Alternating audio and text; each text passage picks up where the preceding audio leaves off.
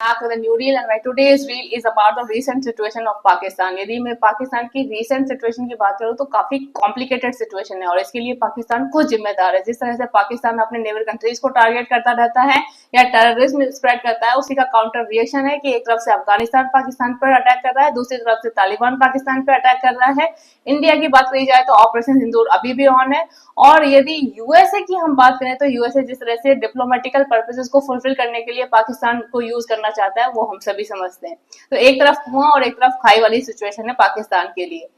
यदि पाकिस्तान की internal situation की बात करें तो वो और भी ज्यादा कॉम्प्लिकेटेड है। वहां की इकोनॉमी जिस तरह से डैमेज हो चुकी है, लोन पर इकोनॉमी चल रही है।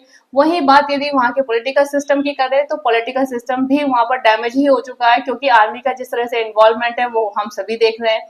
पाकिस्तान के डिफेंस मिनिस्टर ख्वाजा आसिफ ने रिसेंटली स्टेटमेंट दिया है अफगानिस्तान के लोगों के लिए कि जितने भी अफगानी people are living in Pakistan, उनको इमीडिएटली पाकिस्तान छोड़ देना चाहिए, क्योंकि जो पाकिस्तान के रिसोर्सेज हैं और पाकिस्तान की लैंड है वो पाकिस्तानियों के लिए है। 250 मिलियन जितने भी पाकिस्तानी हैं।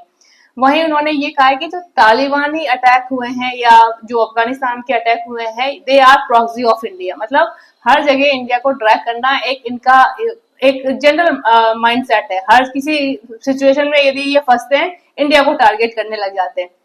और आप देख ही सकते हैं कि उसके काउंटर रिएक्शन क्या होते हैं। मतलब ये खुद प्रॉब्लम में अपने आप को डालते जाते हैं और इंडिया को ब्लेम करते जाते हैं।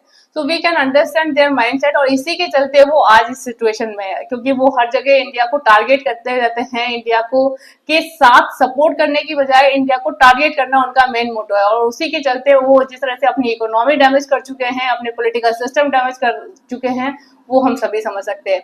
उन्हें अपनी कंट्री पर ध्यान देना चाहिए rather than targeting India all the time. और उस आप देख ही सकते हैं कि जिस तरह से वो टेररिज्म स्प्रेड कर रहे हैं, नेगेटिविटी स्प्रेड कर रहे हैं, उसी का काउंटर रिएक्शन है कि उनकी कंट्री खुद किस लेवल पे पहुंच चुकी है।